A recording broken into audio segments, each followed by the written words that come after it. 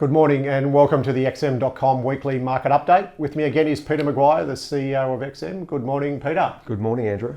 All right, China. CPI numbers that came out, a positive number, which is a good thing. But if we look at that chart, which is a 5-year chart, it really sums up the struggles that the Chinese economy is going through at the moment. Absolutely. You know, everyone's talking about deflation there, and when you look at the chart, it tells a story, doesn't it, in a lot of ways. It's just erring above, I think it came in at about 0.6. So let's see how it rolls up to Christmas. You've got to say, if you're looking at the Chinese stock market, it's been bleak. That, 3,200 for that CSI 300. Bounced the other day, I think on Monday, but it's overall structural weakness. And I've got analysts, the people that I'm listening to, saying that, 2,900, the new home for it. Yeah. It's certainly struggling. So, and if we look at the iron ore price, which probably has more impact on Australia, really. Yes. Considering we're the biggest iron ore exporter and the big companies here, but it's now at a price where it was 5 years ago.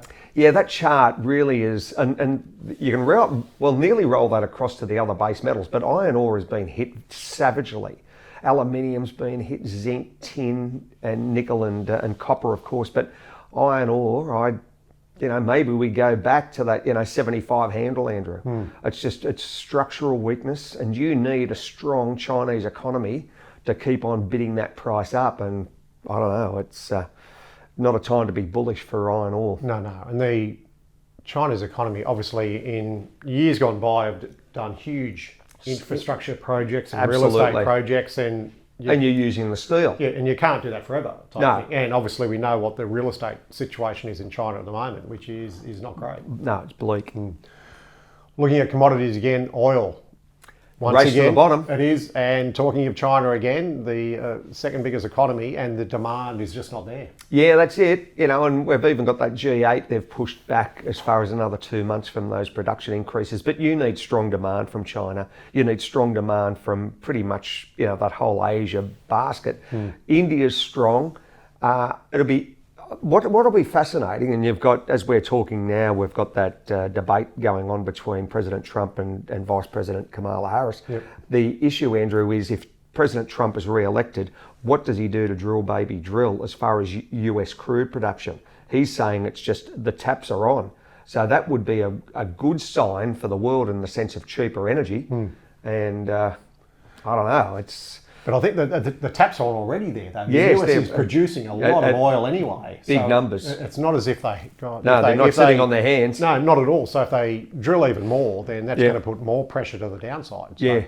I mean, very rarely do you ever see both markets, Brent and WTI, in the 60s.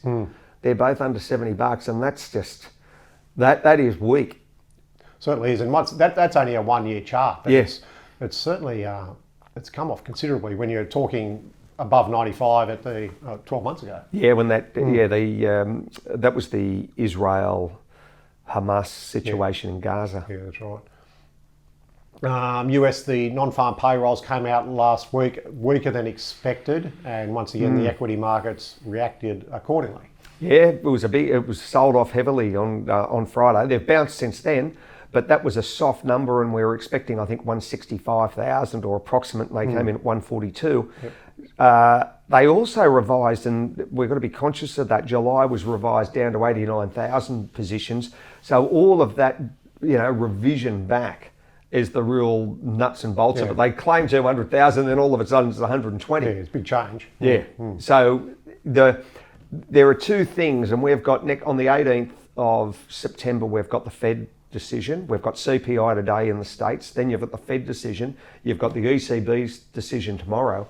But where they're looking, if you've got Governor Waller and you've got New York Fed President John Williams, they're both saying that the undue pressure on the labour market, if this is going to increase as far as layoffs, that's the real concern, and that would be erring them to that 50 basis point cut. Yeah, we're assuming 25 is a certainty at the moment. Yeah, so we'll see how that plays out. But a lot can happen in a week of politics. Yeah, and as you say, you got the CPI and the PPI this week coming out. So. And we've got to see what ECB are prepared to do. So, but interest rates are certainly coming down around the globe, that's for sure. Yeah. Interest rates, here we go. The 2s and the 10s, and I've got the spread in there this time. So it's the first time in nearly over 2 years where the 2-year rate is actually below the 10-year rate. So that tells you where interest rates are heading in the US. Well, they're heading down, but I think you were making the point that you had, what was the high of the 2-year? 5 point? Not quite 5.2, yeah. Yeah, I mean, and look at that small time period. It's less than a year, and you've had, 1.6% off. Yeah. Wow. Big fall. It's a massive fall. Yeah. So, and to be fair, a lot has happened in the last few months. But yes. But I guess the inflation rate has been coming down, which is the precursor to lower interest rates. Yeah, so it makes sense, but still. I mean, what happens if they trim 100 basis points off it, or 120 by, say, February?